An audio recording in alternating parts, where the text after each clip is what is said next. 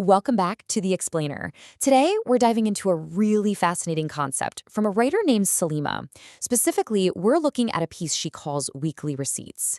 Now, this is a beautifully honest, completely unfiltered look at our daily interactions. And I guarantee you by the end of this, you might just completely rethink how you handle those tiny, everyday moments of communication. So let me ask you a question. Have you ever just blurted out, no problem, when actually there was a massive problem? Yeah, we have all been there, right? You get the wrong order at a restaurant, or maybe someone bumps into you while they're staring at their phone. And what do? You smile, you wave it off, and you say, oh, no problem at all. We instinctively pay this little awkwardness tax just to be polite and avoid conflict. But at what cost? And that brings us to the core concept here, the weekly receipt. Now, a weekly receipt isn't some shiny, happy highlight reel for social media. Salima describes it as an honest reckoning. It's an awareness exercise where you really take stock of who you were, what those seemingly insignificant interactions actually cost you, whether that's emotionally or financially, and what you need to take forward.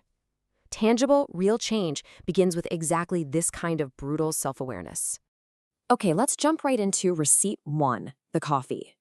Picture this. Salima walks into a coffee shop in Malaysia, reusable mug in hand. She knows the drill perfectly. Bring a mug, do the right thing for the environment, and get a standard discount of somewhere between 3 to 5 ringgit off your drink. So naturally, she's fully expecting this nice little financial perk. But right here is the exact moment the communication completely breaks down. The barista looks at her and asks, "Do you have a voucher?" Now, in his mind and in his computer's point of sale system, that physical mug literally counts as a voucher. But to Salima, a voucher means a piece of paper or, a digital coupon on an app. So she simply answers, no. It's wild because technically nobody lied here. Both people are operating on completely logical, yet totally different wavelengths. It's a classic assumption that completely derails the transaction. And here is the literal physical cost of that simple miscommunication. 16 ringgit. Now, Salima notes that she usually just skips checking the receipt entirely. But this time, something in her gut told her to actually take a look. And boom, right there, printed in black and white, she sees she was charged full price. The discount vanished because she didn't say yes to that confusing voucher question. So she points the mistake out to the barista. He explains the whole confusing system.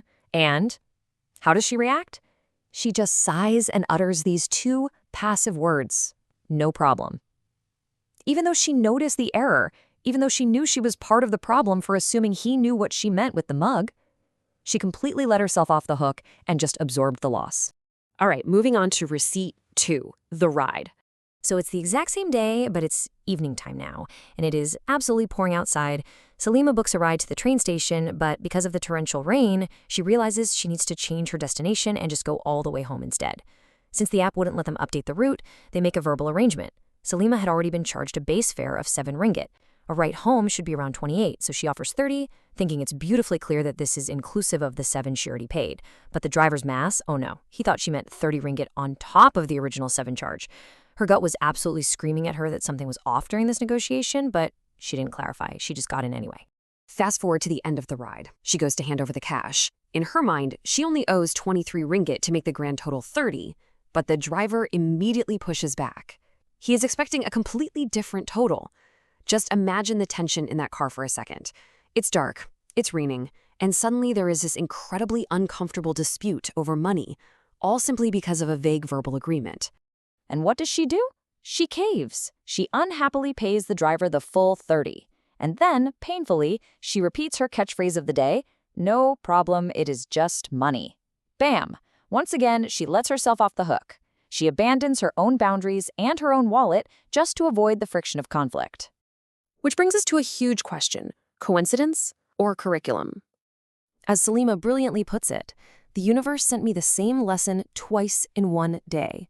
I failed both times. That is not a coincidence, that is a curriculum. I love that. It transforms what just feels like a streak of annoying bad luck into a glaring behavioral pattern. Life was trying to teach her a literal curriculum about how she shrinks to accommodate others. And this points to a much larger issue: false politeness. It is saying no problem when there actually is a problem. Salima calls it self-abandonment dressed up as politeness. We really need to completely redefine what we think of as being nice. Acknowledging when something isn't okay or when you didn't get what you paid for isn't about blowing up at people. It is simply about being honest. So let's break down the 4 lessons to keep from all of this. Lesson 1, assumptions are expensive. Literally, assuming the barista knew what holding up a ceramic mug meant or that the driver understood her mental math directly cost her money.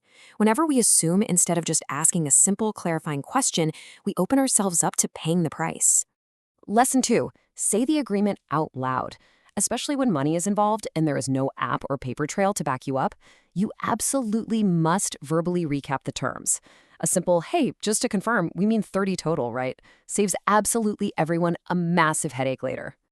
Lesson 3, listen to your gut before it becomes your regret. Remember that nagging sensation Salima had getting into the car? When something feels wrong, your gut isn't just being dramatic. It's processing subtle cues and being highly accurate. Seriously, do not ignore that feeling just to be polite. And lesson 4, no problem is a habit to break. Taking responsibility for your own life means dropping the false politeness once and for all. You can be kind, you can be respectful, but you can also be firm about the fact that actually there was a problem. All right, let's wrap this up by checking your own receipts. There is this powerful quote here. You cannot change what you refuse to see. And you cannot see it if you never stop to look. So I challenge you to actively look at your own daily interactions this week. What are the hidden costs of your own miscommunications? When are you defaulting to false politeness just to keep the peace, but at your own expense? So I'll leave you with this. What are you refusing to change because you refuse to see it?